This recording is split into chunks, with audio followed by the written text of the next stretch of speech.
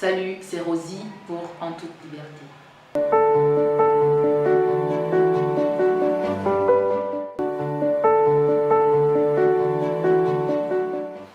Alors pour ceux qui ne savent pas, le fibrome est une tumeur non cancéreuse de l'utérus. Certes, elle n'est pas cancéreuse, mais c'est une tumeur de l'utérus. Il en existe donc plusieurs, classées selon la taille, la localisation et le nombre. Cette pathologie gynécologique est un problème de santé majeur chez les femmes, mais malheureusement encore très banalisé en Afrique et dans le reste du monde. Le fibrome, c'est cette maladie insignifiante pour beaucoup, qui n'est pas prise en compte et qui pourtant fait tant de mal aux femmes. Ces femmes porteuses de l'humanité qui subissent au quotidien le calvaire du fibrome et toutes les maladies liées aux règles douloureuses.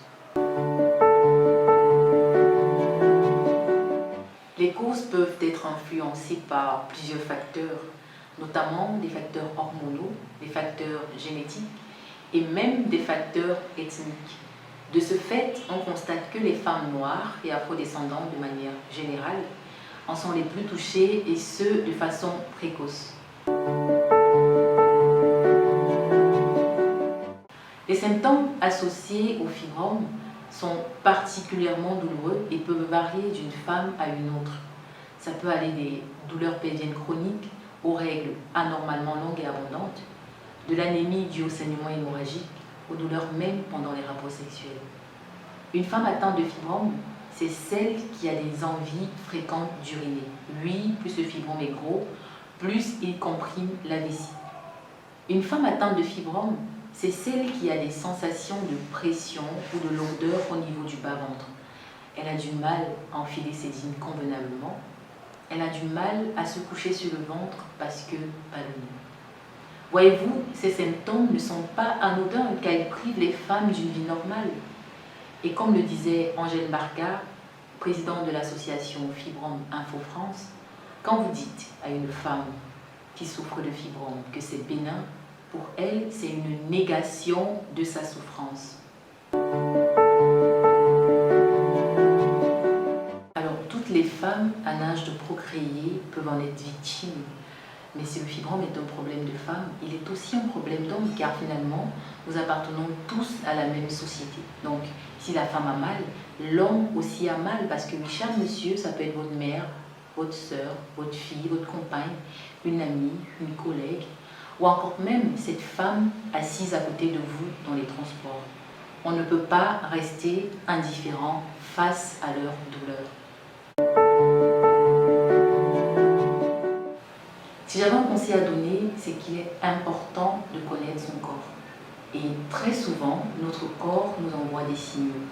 Si vous constatez que quelque chose d'inhabituel sur le temps vous fait mal, vous cause des désagréments, alors il faut consulter.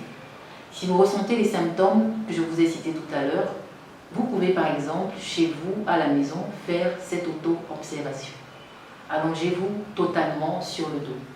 Si vous constatez que votre ventre se déforme et qu'au toucher, vous ressentez une masse, il s'agit peut-être d'un fibrome. À ce moment-là, il est préférable d'aller consulter un spécialiste. Donc là, vous allez rencontrer un gynécologue et l'échographie pelvienne qui vous sera prescrite permettra de confirmer ou non le diagnostic. Ce qu'il faut absolument, c'est ne pas perdre de temps. Si vous avez des doutes, il faut consulter, car plus vite on découvre la maladie, plus vite on est pris en charge. C'est en allant consulter assez rapidement qu'on peut avoir de meilleurs résultats au niveau des traitements. On pourra peut-être ainsi éviter d'atteindre la phase chirurgicale, voire le point de non-retour, notamment l'hystérectomie, qui consiste à l'ablation totale de l'utérus. J'en suis sûre, aucune femme ne voudrait atteindre cette étape. Notre utérus est précieux, il faut le préserver. Sensibiliser, c'est aussi informer. Le fibrome est un problème de santé publique. La réalité aujourd'hui est qu'on n'en parle pas suffisamment. Je ne sais pas si c'est quelque chose de tabou, en tout cas ici en Afrique, on n'en parle pas beaucoup. Pourtant, des milliers de femmes continuent d'en souffrir.